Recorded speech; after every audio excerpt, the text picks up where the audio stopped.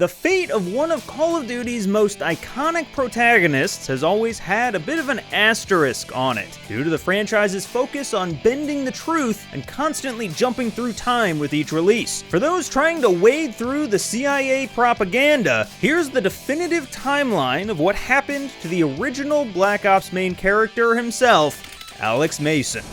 1961 marks the first time that we see Mason at the start of the original Black Ops, working with the CIA to uncover a sleeper cell program, which Mason himself becomes directly entangled with. Years later, though, he would break his programming, or at least so he thought, as when reviewing footage of the JFK assassination in '63, Mason can be seen in the crowd, raising suspicion of his culpability. And while the game never explicitly tells us how involved he was, if at all, the CIA, and particularly his handler, Jason Hudson, grows suspicious himself. And while no formal charges are brought against Mason in the years that followed, he did end up retiring from service. Either on his own or forced out isn't entirely clear. However, shortly after his retirement, he has a son named David, whose mother unfortunately passes away due to unknown circumstances.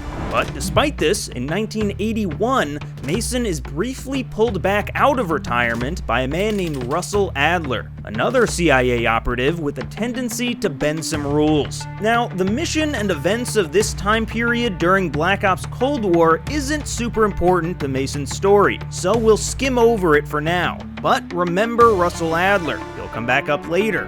After this, Mason retires again to Alaska to be with his son, until once again Mason is called upon to come out of retirement when he learns that his friend Woods is in trouble, a decision that would unknowingly lead him down a path he wouldn't return from. Mason and Hudson rescue Woods from Angola, where he'd been captured and tortured by a man named Raul Menendez, a drug cartel leader. Woods' blind rage against this man, and Mason's support of his friend, lead the pair to spend the next several years tracking him down, bringing them to 1986, where they conduct a raid on Menendez's compound in Nicaragua, where unfortunately, Menendez's sister, Josefina, is killed in the crossfire.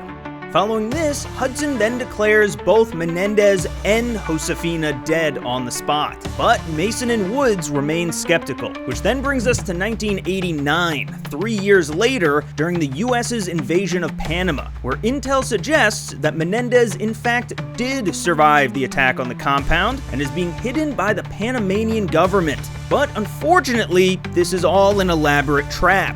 In reality, Menendez, who's out for his own revenge over his sister's death, kidnaps Mason's son, David, and uses him as collateral to get Hudson to relay false information to Woods and Mason on the ground. And it's here that Mason is captured and paraded out with a bag over his head in front of Woods, who, under the false intel given to him by Hudson, believes it to be Menendez, and he takes the shot, killing him.